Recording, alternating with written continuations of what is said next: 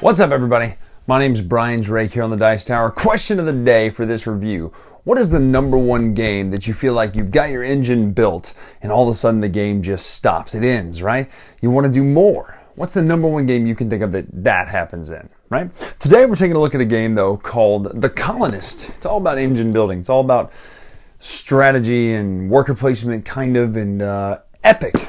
That's really the word I want to focus on here. Epic strategy game. For instance, second question of the day. Don't normally do that, but we're getting 2 questions. What's the word epic really mean to you? Not when it's used ironically, but when it's used truly. What is it used correctly in a Euro game? Because today we're taking a look at The Colonists by Tim Pools. It's a Mayfair, but it's that lookout style, lookout spiel, art, engine building, colony building, super long game on purpose. Let's take a look right now how it plays. We'll come back up, talk about, is this a game for you right now?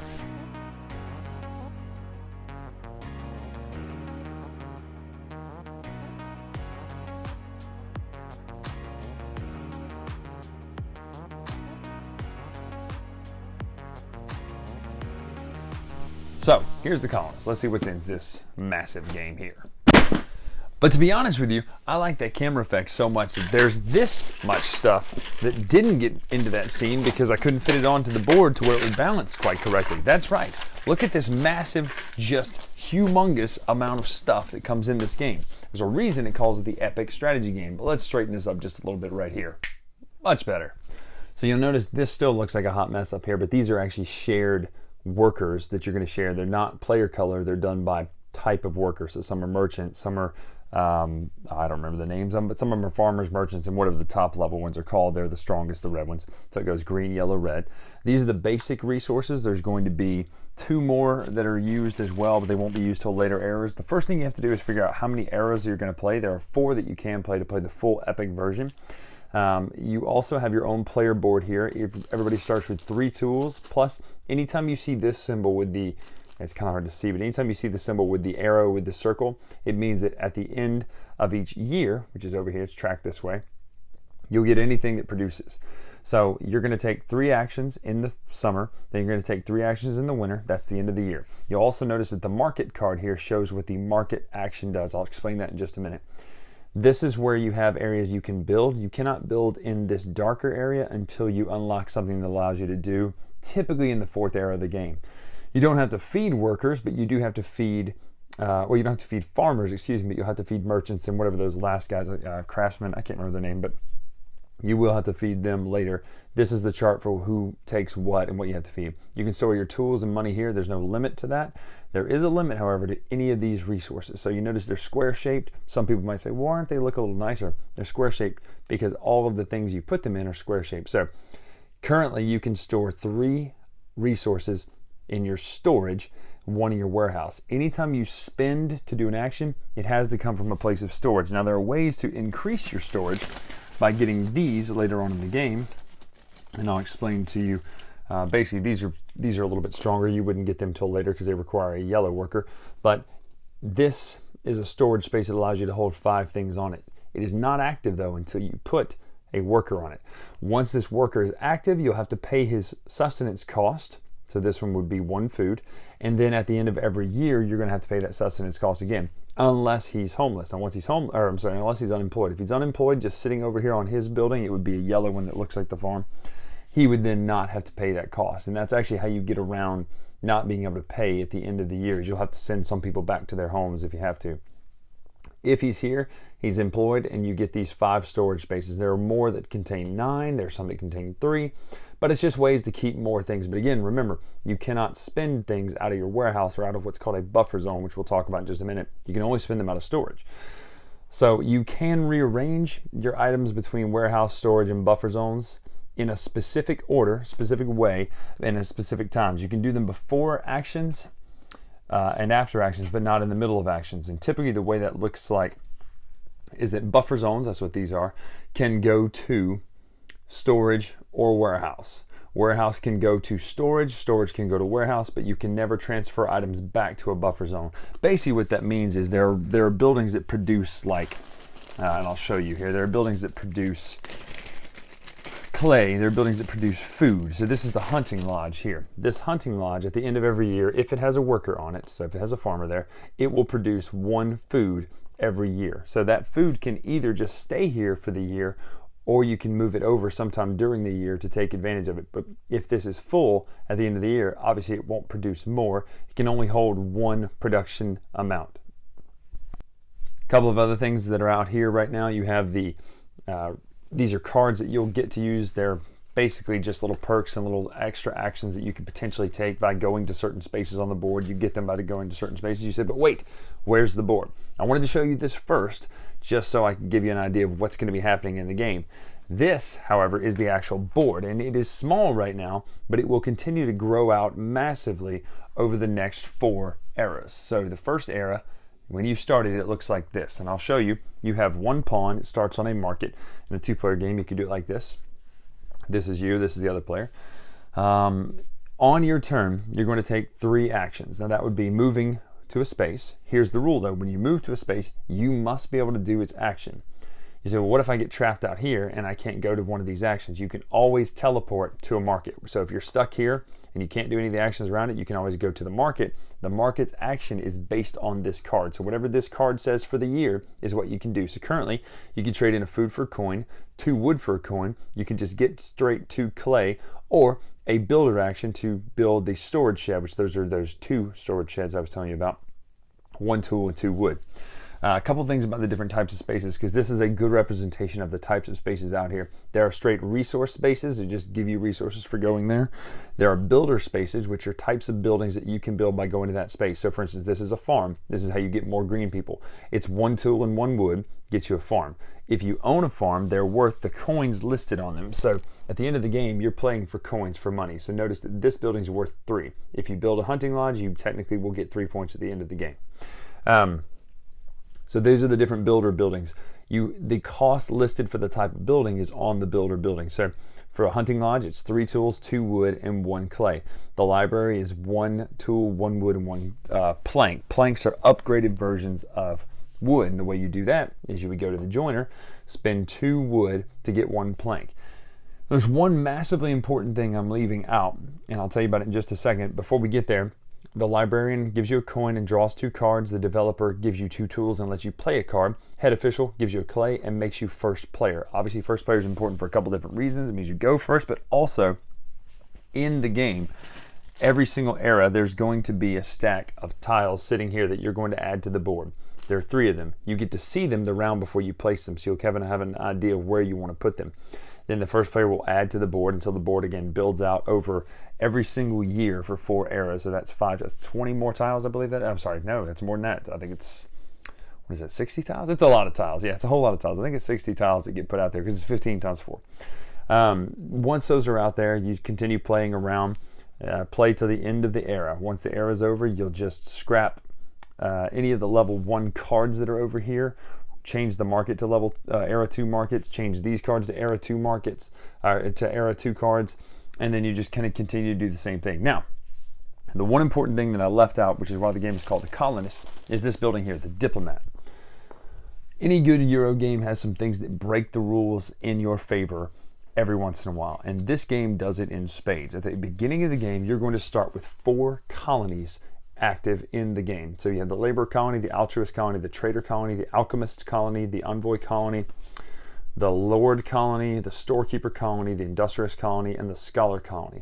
These colonies allow you to do certain special powers. So currently your range is 1, so you can move 1 space only. Now, if you were to get the envoy colony built up to level 3 here, or even 2, but you have to pay for it, but as a level 3, you can then move an extra space. You could just go 1 for your action, and then do that. You could skip a space. But the way this works is you pay the cost. When you go to the Diplomat building, you pay the cost listed, so it's whatever it is straight down, and they're typically the same for everything. It's a tool, 3 wood, and 2 clay. This one allows you to have an extra person on the board, so he'll go out here, and then you say, well, what would that help? You can still only do 1 action. Well, if I'm stuck over here, but I really need to do that action, instead of having to go 1, 2, I could potentially just go 1, instead of having to teleport to a market and hopefully get closer. So having more on the board is really good for that. There are other buildings that allow for that as well. You build this up. So just kind of give you an idea, this one just makes you more efficient going around the board is essentially what this one does. Some of them will add extra market actions. This one, it allows you to ignore a place's action and instead just take a good, which is pretty cool if you think about it.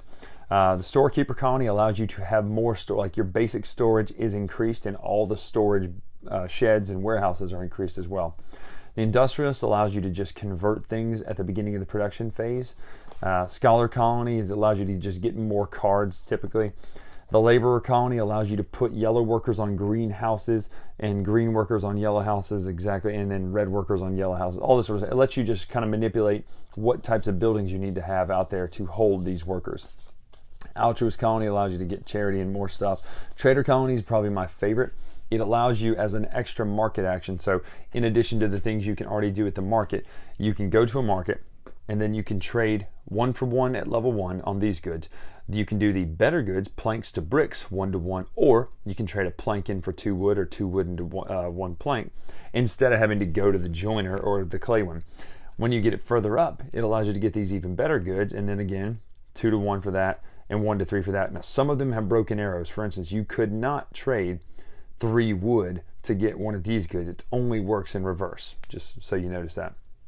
And then down here you get even the better goods, and again one of those broken arrows goes this way, so you just have to be careful how you're doing that.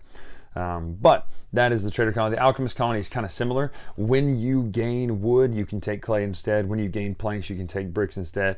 It allows you to trade this stuff as well. And then an alternate market item down here. Tools are vastly important. You will always produce 3 at the end of the round. And then that's really the game, pretty much. You're going to just continue to move around, do the actions for 4 eras, build up your engine until your engine is just roaring to life, and you have the best engine at the end of the game.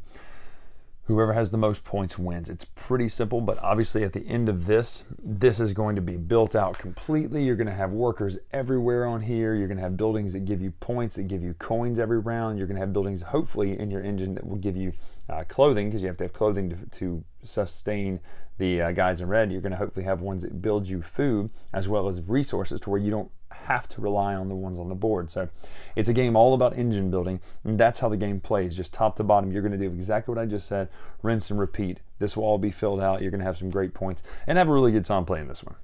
So that's the Colonists. That's how it plays. To be fair, the game really should be called, hey, this is the whole quote for the name of the game. It should be called, this is the game you've always wanted to play, where you could build an engine but the game doesn't end too fast.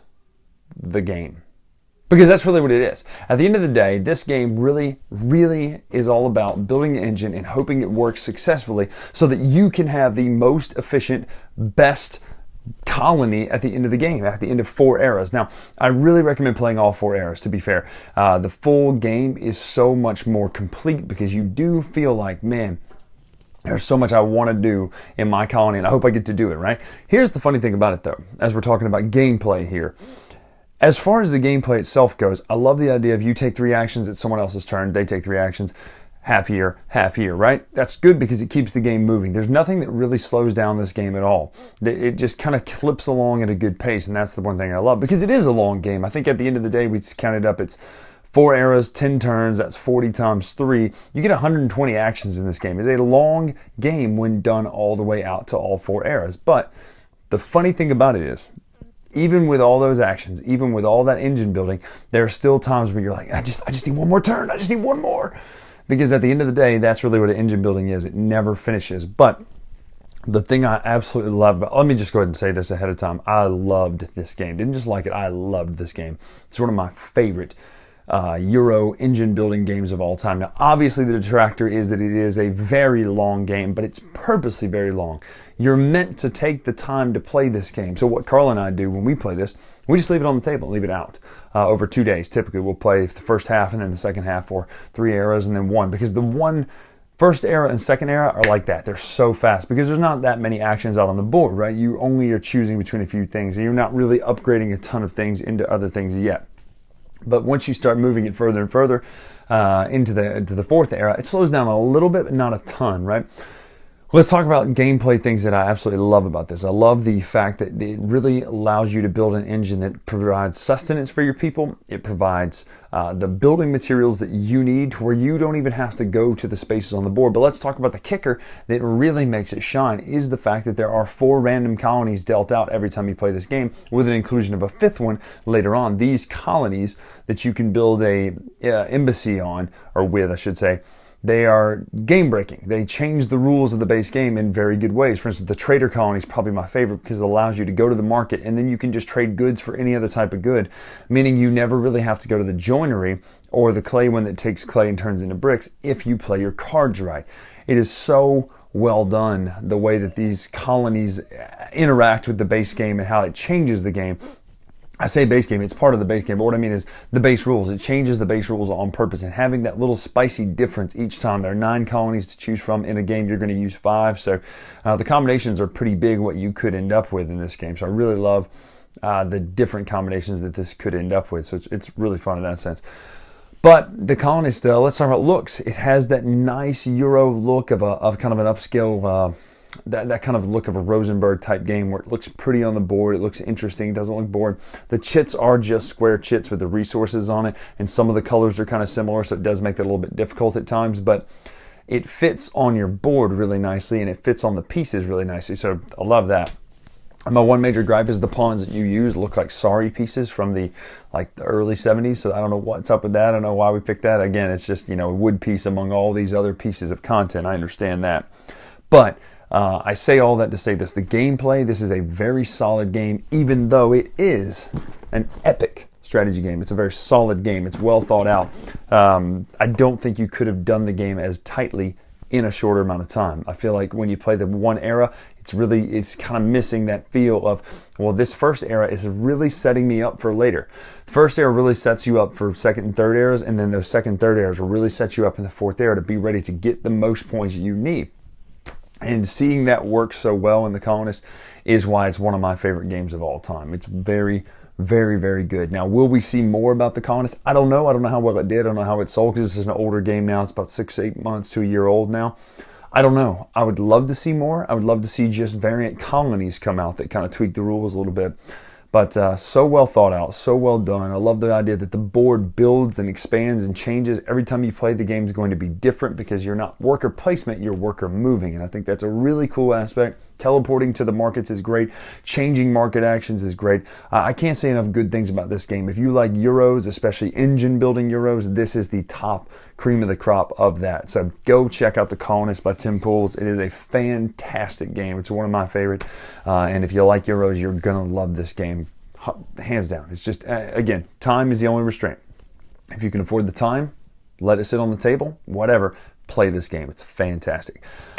That's all I can say about The Colonists. Love it. I'm Brian Drake here on the Dice Tower. Make sure to follow me on Twitter and Instagram at TheLatestRetro. And until then, I will see you next time. Thanks so much for watching the Dice Tower videos. Find more great videos and reviews, as well as our top-rated audio podcast at Dicetower.com. You can also find other great shows at DicetowerNetwork.com. I'm Eric Summerer, and you've been watching The Dice Tower. The Dice Tower